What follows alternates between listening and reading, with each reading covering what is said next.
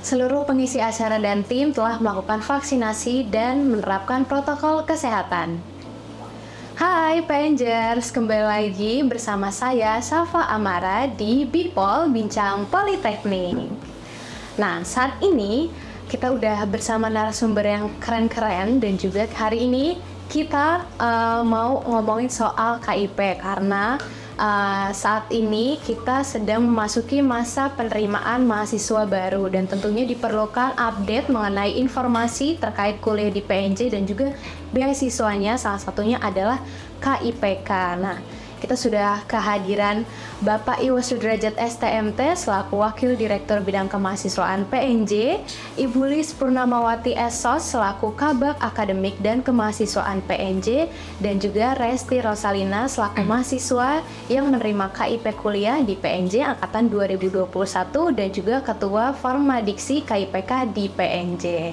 Selamat pagi Bapak, Ibu, dan juga Resti. Apa kabarnya pagi ini? Alhamdulillah baik. Oke, baik ya semuanya. Mungkin kita langsung aja tanpa basa-basi kita akan ngobrol tentunya satu-satu bareng narasumber kita hari ini. Tapi pertama saya mau tanya ke Bapak Iwo dulu nih. Nah, untuk kebijakan KIPK kuliah tuh setiap tahun ke tahunnya itu pasti berbeda-beda kebijakannya. Nah, mau tanya juga Bapak, kebijakannya di tahun ini tuh seperti apa dan apakah ada kendala-kendalanya Pak untuk di tahun ini? Selamat pagi para mahasiswa khususnya mahasiswa Politeknik Jakarta. Jadi kalau kita bicara kebijakan, sebenarnya itu adalah suatu regulasi yang sudah ditetapkan oleh kementerian, dalam hal ini dari Puslapdik ya, bahwa KIP kuliah ini setiap tahun pada dasarnya adalah berlaku sama. Memang ada sedikit perubahan-perubahan menyesuaikan. Sebagai contoh, tahun 2023 ada kebijakan bahwa yang pertama terkait dengan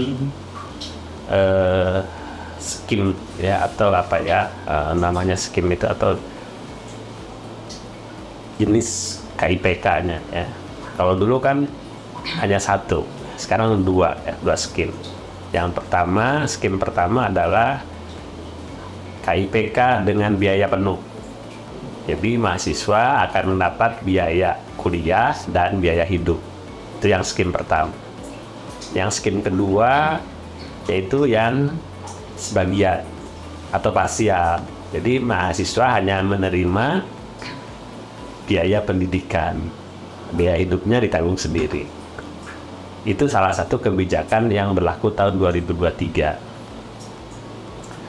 Nah, terkait kendala sebenarnya begini ya. Kendala itu memang bukan kendala sebenarnya itu, tapi yang perlu disikapi sama kita adalah perlu disinkronisasikan, dikoordinasikan itu antara aturan yang diberikan oleh kementerian, dalam hal ini Puslapdik, dengan kita di masing-masing politeknik atau perguruan tinggi lain. Nah, sebagai contoh misalnya begini, dalam peraturan bahwa jalur yang bisa diikuti atau mendaftar para mahasiswa untuk mendapatkan KIPK itu ada 3 ya kan, mulai dari SNPP, SNBT, dan Mandiri. Itu buku panduan seperti itu. Tapi dalam perjalanannya kadang-kadang pimpinan punya kebijakan lain, bahwa karena kuotanya mungkin terbatas atau hal yang lain terbatas, maka untuk di PNJ hanya digunakan pada 2 jalur. Itu yang SNBP sama SNBT. Sementara jalur mandirinya tidak digunakan untuk penerimaan KIPK.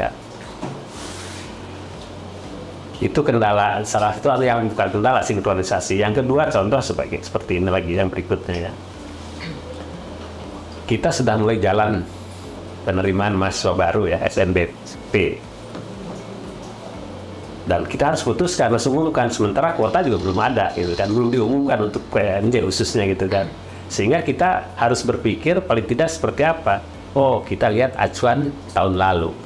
Berapa sih kuota kita tahun lalu, itu menjadi rujukan gitu kan. Itu salah satunya. Jadi bukan kendala sih tapi kita harus mensinkronkan dan dikomunikasikan dengan bagian-bagian terkait. Barangkali itu ya sebagai kebijakan yang terkait dengan KIPK kuliah tahun 2023.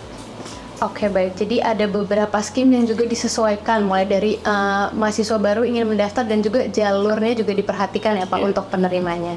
Nah, menyinggung soal kuota, tadi Bapak sudah bilang. Nah, untuk tahun ini itu berapa? Nih, untuk Bulis ya pertanyaannya. Kuotanya berapa untuk tahun ini dan apakah kuota tersebut tuh sudah terisi semua atau masih ada kesempatan untuk mahasiswa baru yang mendaftar? Bagaimana Ibu? Ya, terima kasih Mbak Safa.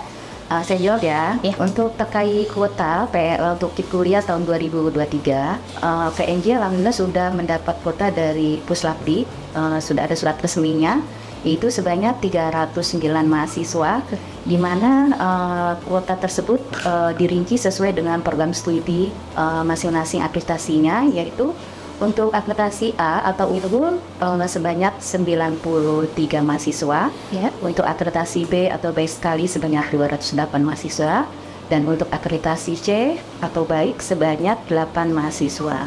Totalnya menjadi 309 mahasiswa, di mana kuota tersebut untuk seluruh jalur penerimaan nasional, yaitu jalur seleksi nasional berdasarkan prestasi dan seleksi nasional berdasarkan tes tulis.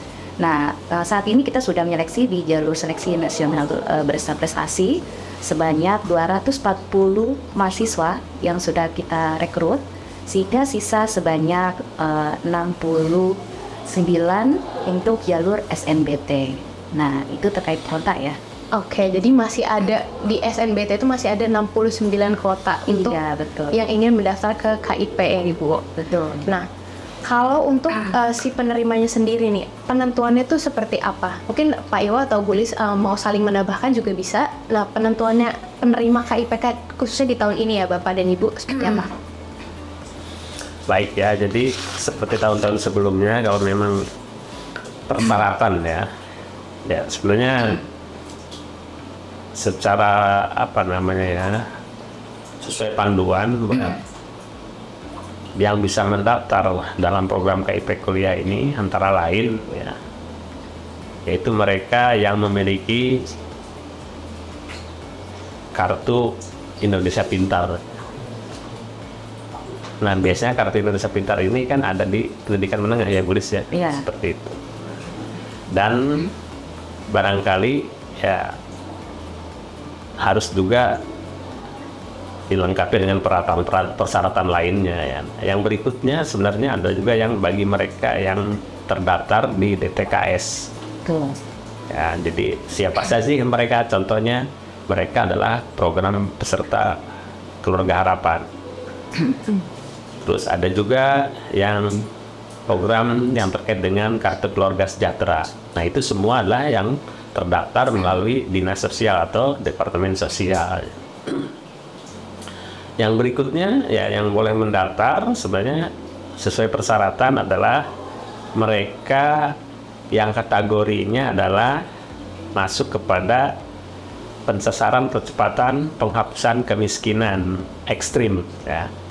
Nah, mereka juga diberi kesempatan untuk bisa mendaftar. Jadi kalau mahasiswa yang terkategori tersebut bisa mendaftar. Nah, ini juga tercatat melalui koordinasi antara Kementerian Koordinator Bidang Pembangunan Manusia dan Kebudayaan BKKBN, terus apa lagi Bulis? Kemendagri ya Bulis? Kemendagri, ya, nah. BPS dan BPS ya. Dan DNP2K.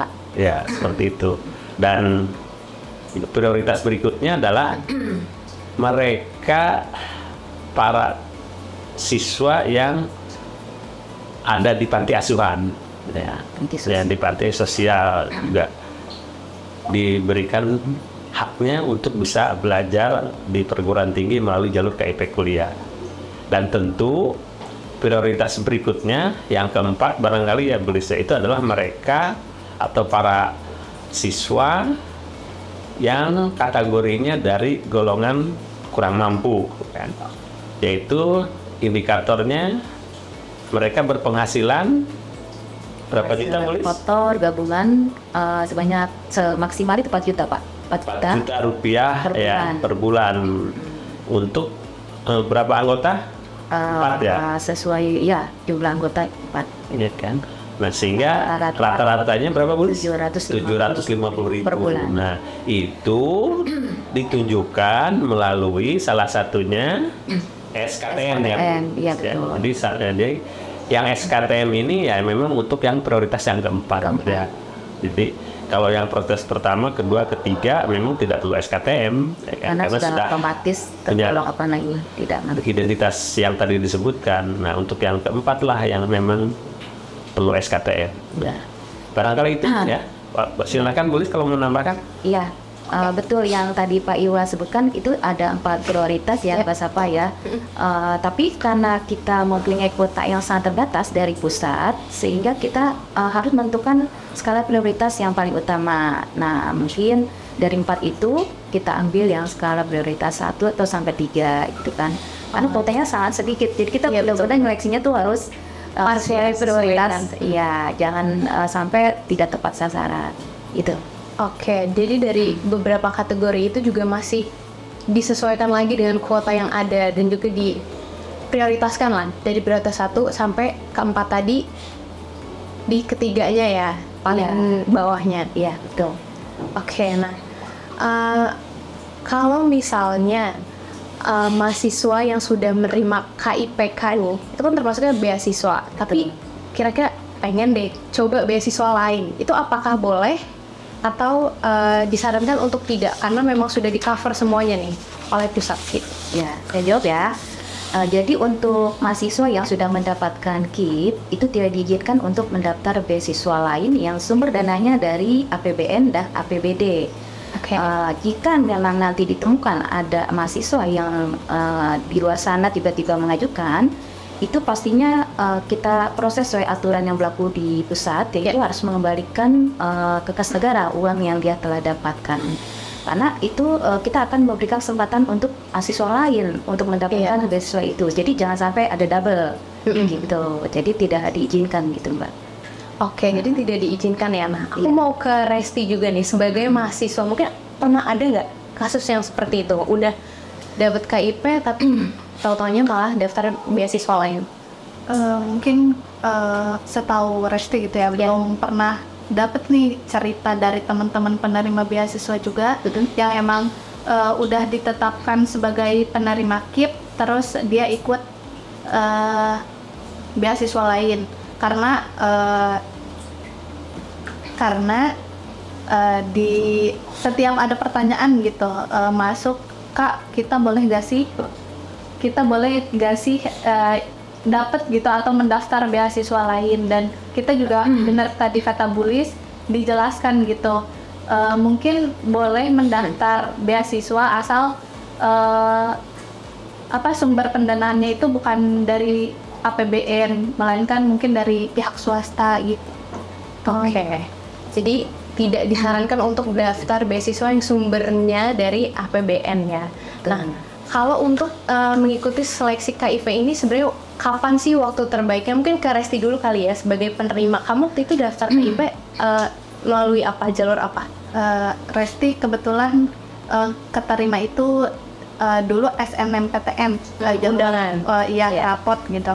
Terus dari sekolah Resti itu udah dipersiapkan dari guru BK untuk bikin akunnya terlebih dahulu sebelum daftar di jalur seleksi masuk PTN-nya. Kita udah bikin akun KIP kuliahnya dulu gitu. Jadi mungkin kalau waktu terbaik ya memang baiknya dipersiapkan sebelum kita mendaftar jalur atau jalur masuk perguruan tinggi negerinya. Oke, kalau dari Ibu Lis atau Pak Iwa, apakah bagaimana? Yang waktu terbaiknya itu kapan? Sama seperti Resti atau baiknya kapan sih, Bu? Ya, saya jawab ya Pak Iwa. Ya, jadi untuk waktu yang terbaik untuk mendaftar KIP sesuai kebijakan dari pusat, bahwa prosesnya itu adalah di proses penerimaan mahasiswa baru. Jadi untuk calon mahasiswa baru itu mendaftar pada saat mereka mendaftar sebagai mahasiswa baru di penerimaan mahasiswa baru melalui jalur nasional maupun jalur mandiri. Nah, dari situ setelah mendaftar baru perguruan tinggi menyeleksinya gitu. Nah, kebetulan kebijakannya itu adalah untuk berapa tahun ini ya, itu baru ada di penerimaan mahasiswa baru aja. Sebelumnya memang ada kebijakan untuk mahasiswa ongoing, itu pun untuk kuota pengganti jika memang ada kuota dari pusat. Kalau tidak ada kuota dari pusat, kita juga tidak akan mengumumkan ke mahasiswa ongoing. Karena untuk mahasiswa pengganti tersebut pun itu juga ada persyaratannya sesuai dengan Perseksian nomor 10 tahun 2022, di mana mahasiswa pengganti itu adalah persyaratannya mahasiswa aktif, lalu dari keluarga kurang mampu atau miskin, mahasiswa berprestasi, dan mahasiswa sesuai prodi dengan mahasiswa yang diganti. Misalkan mahasiswa yang di DO itu program studi desain grafis. Nah, penggantinya pun harus program studi desain grafis. Nah, di sini juga ada ketentuan bahwa untuk semester yang bisa diajukan pengganti jika memang ada kebijakan kuota pengganti dari pusat adalah untuk jenjang D3 itu minimal semester 3 dan D4-nya adalah semester 5. Nah, itu juga besaran UKT-nya tidak boleh melebihi dari mahasiswa yang diganti. Kenapa harus selinear dengan program studi yang dengan mahasiswa yang diganti? Jadi itu, Mbak. Jadi untuk sementara memang yang ada adalah waktu yang terbaik untuk seleksi KIP itu adalah di penerimaan mahasiswa. Saat mau mendaftar ke perguruan tinggi. Iya, betul. Oke. Atau gini barangkali saya nambahkan ya, jadi waktu yang tepat, waktu yang baik itu sebenarnya apa? Nah, sebaiknya ikuti jadwal yang sudah ditetapkan oleh kementerian ya. Ya, kalau untuk mengambil KIP kuliah tentu disinkronkan dengan pendaftaran penerimaan mahasiswa baru. Tapi khusus yang KIP kuliahnya berarti harus mengikuti ya paling enggak informasi-informasi yang disampaikan melalui websitenya KIP kuliah ya, itu akan lebih clear dan lebih jelas sehingga kapan mereka harus mendaftar. Nah, termasuk salah satunya itu koordinasi atau konsultasi dengan guru BP di masing-masing ya sekolahnya gitu kan, sehingga ya tidak ketinggalan informasi, barangkali itu ya. Oke, jadi memang sebaiknya mengikuti timeline dari KIPK-nya langsung ya, biar nggak bingung-bingung nih kalau sebenarnya sebaiknya tuh daftarnya kapan sih kayak gitu. Nah, untuk pastinya kan tadi kan sudah dibilang ya, kalau mau daftar KIP pasti diseleksi lagi mengikuti dengan kuotanya juga. Nah, rangkaian tahapan untuk seleksi KIPK khususnya di PNJ ini ada apa aja? Apakah sama dengan perguruan tinggi yang lain atau mungkin PNJ punya hal-hal yang memang diperhatikan gitu? Ya, mungkin Pak Iwa atau saya yang jawab. Ya, barangkali nanti bisa dilengkapi ya, Bu Lis. Jadi prinsipnya begini ya. Ada yang peraturan pemerintah ya, melalui Persesjen nomor berapa, Bu Lis? 10. Nomor 10 dan ada lagi nomor berapa? Yang tahun terakhir ya, tahun 2022 ya. Ya, itu nomor 10 ya. Termasuk di buku panduannya. Jadi kami ngikuti panduan yang persyaratan yang ada dalam panduan itu, kan. Termasuk tadi misalnya yang ada 4 kategori yang utamanya itu aja sebenarnya, ditambah barangkali ya kalau misalnya ada yang lain ya untuk kebijakan kami seperti ya untuk yang kebijakannya kalau nomor berapa? Nomor 4 nulis ya. Ya. Nah, barangkali itu yang kebijakan terakhir ketika prioritasnya nomor 1, 2, dan 3 ya masih kosong ya, kuotanya masih banyak, baru digunakan prioritas yang keempat. Jadi pada dasarnya aturan mengikuti aturan yang berlaku yang ditetapkan oleh kementerian atau dalam hal ini Puslapdik ya, dan Persesjen nomor 10 ya, tahun 2022. Iya. Silakan nulis, kita tahu ya. Iya, saya tambahin ya. Jadi tahapan seleksi KIP yang seperti Pak Iwa sampaikan tadi bahwa calon mahasiswa itu harus aktif melihat web KIP kuliah di webnya Kemendikbud. Karena apa? Rangkaian dari seleksi KIP kuliah itu kan mahasiswa harus mendaftar dulu di SIM-nya kipkuliahkemendikbud.go.id. Kenapa harus mendaftar di sistem Kemendikbud? Karena jika nanti sudah ditetapkan oleh PNJ sebagai penerima KIP, kami itu mencalonkan, menetapkan, dan memproses pencairan dananya melalui sistem Kemendikbud. Jika mahasiswa tersebut tidak mendaftar di SIM Kemendikbud, kita tidak bisa mencalonkan atau menetapkannya. Jadi proses pertama adalah calon mahasiswa pertama mendaftar di simkemendikbud.go.id. Lalu kedua, pada saat sudah dinyatakan diterima di Politeknik Negeri Jakarta, mahasiswa tersebut harus mengikuti rangkaian untuk daftar ulang online, memilih KIP dengan mengupload dokumen-dokumen yang sebagai syarat verifikasi kami. Nanti kami verifikasi sesuai dengan persyaratan yang tadi Pak Iwa sampaikan, apakah dia layak atau tidak. Nah, jika sudah kami seleksi melalui web ukt.pnj.ac.id, rangkaiannya selanjutnya kita menetapkan melalui SK dan kita umumkan. Selanjutnya jika sudah diumumkan, kita buat WA grup ya, untuk mempermudah koordinasi dalam proses pencalonan, penetapan dan pencairan. Kenapa? Karena memang ada kendala pada proses pencairan dana. Banyak kasus yang nicknya berbeda gitu ya Mbak Resti ya. Jadi fungsinya grup itu seperti itu, dan ada informasi sampai proses pencalonan, penetapan sampai pencairan. Jika udah selesai, grupnya kita tutup. Nah, seperti itu. Oke, jadi itu adalah rangkaian KIP secara keseluruhan ya. Tapi kita juga mau tahu pengalaman realnya Resti sebagai penerima KIP. Mungkin boleh diceritain pengalaman kamu pas kamu daftar waktu itu seperti apa? Oke. Jadi waktu awal itu tadi yang udah Resti sempat singgung juga gitu, Resti menyiapkan persiapan mengikuti seleksi KIP itu sedari SMA atau tepatnya sebelum Resti pilih jalur masuk atau jurusan gitu di seleksi SNMPTN. Itu yang pertama yang harus banget dipersiapkan itu dari segi berkas, karena banyak banget berkas yang harus dipersiapkan. Jadi itu sih Mbak. Selebihnya setelah ditetapkan gitu, diterima di jalur SNMPTN, kalau Resti di PNJ baru seperti kata Ibu Lis tadi mengikuti jadwal daftar ulang sesuai yang di timeline.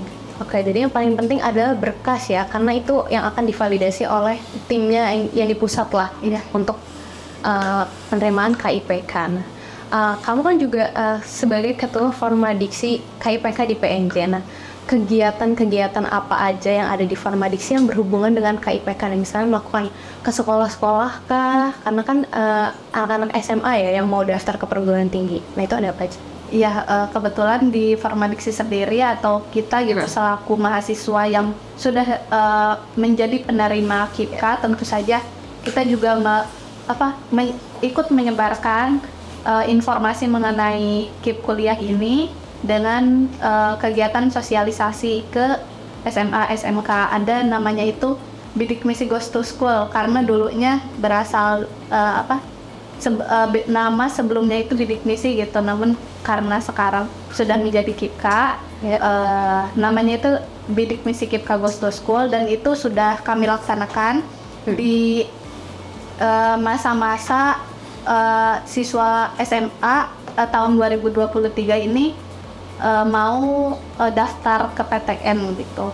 Dan yang kami lakukan ini tuh sosialisasi di SMA, SMK sederajat di Jabodetabek. Oke, jadi lebih ke sharing dan juga edukasi gimana sih cara daftar KIPK untuk ke perguruan tingginya. Nah, ada nggak yang mau kamu sampai ini ke anak-anak SMA yang baru mau daftar? Itu kiranya tuh mereka harus ngapain sih? Ya, selain mungkin kayak kan tadi berkas juga, atau mungkin ada hal-hal lain yang hal-hal kecil yang harus diperhatikan gitu untuk daftar. Karena sekarang kan udah masuk jalur SNBT ya, SNBT gitu, yang mendatang mungkin akan mengikuti seleksinya. Mungkin buat teman-teman SMA, SMK yang sedang mengikuti jalur SNBT dan mungkin nanti ditetapkan sebagai penerima KIP kuliah, ditetapkan sebagai penerima KIP PNJ gitu ya. Selain dari berkas, mungkin teman-teman harus memperhatikan kejujurannya gitu ya saat menyiapkan berkas-berkas itu. Dan Mungkin itu aja sih, jangan lupa untuk update juga terkait informasi-informasi yang ada di PNJ.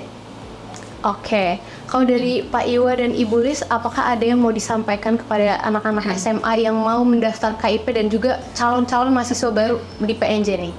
Ada nggak Pak? Baik ya, jadi ini barangkali ini ada semacam motivasi aja ya. Oke. Bahwa bagi para siswa SMA, SMK, dan SLTA sederajat lainnya, bahwa pemerintah telah menyediakan anggaran untuk bisa memfasilitasi para siswa untuk bisa berkuliah. Nah, tentu KIPK ini suatu program pemerintah yang diperuntukkan bagi mahasiswa, bagi siswa yang berprestasi atau punya kemampuan akademik, tapi secara ekonomi kurang mendukung. Artinya sekarang zamannya tidak lagi, saya tidak punya uang untuk kuliah. Pemerintah sudah menyediakan, tinggal mau nggak belajar, mau nggak berjuang. Nah, itu saja itu sebenarnya. Fasilitas sudah disediakan. Itu saja barangkali dari saya. Ibu Lis ada tambahan? Ya, untuk adik-adik siswa SMA dan SMK, jangan putus asa dengan keadaan ekonomi kalian. Karena memang pemerintah itu telah memberikan kesempatan untuk masyarakat yang ekonomi lemah untuk melanjutkan ke perguruan tinggi lebih tinggi lagi untuk menggapai cita-cita kalian. Jangan sampai putus asa. Gunakan kesempatan yang telah yang difasilitasi oleh pemerintah. Insya Allah impian kalian akan tercapai. Mari kita putus mata rantai kemiskinan untuk rakyat Indonesia, dan kalian juga bisa membantu keluarga kalian untuk merubah ekonominya. Itu aja dari saya. Terima kasih. Terima kasih. Oke, semangat buat anak-anak SMA, SMK, MA atau yang sederajat yang mau daftar KIP dan juga mau kuliah di PNJ. Semoga dilancarkan lah ya untuk proses daftar. Amin, amin, amin. Oke, terima kasih juga saya ucapkan kepada Pak Iwa, Ibu Lis dan juga Resti udah mau hadir dan ngobrol dan memberikan pencerahan kepada anak-anak yang mau daftar KIP dan juga calon mahasiswa baru di PNJ. Oke deh, kalau gitu PNJers jangan lupa untuk tungguin terus podcast PNJ yang akan tayang di YouTube dan juga Spotify PNJ. PNJers juga bisa akses segala informasi mengenai PNJ di website www.pnj.ac.id ataupun sosial media resmi kami di bawah sini. Saya Safa Amara, pamit undur diri. Wassalamualaikum warahmatullahi wabarakatuh. Waalaikumsalam warahmatullahi wabarakatuh.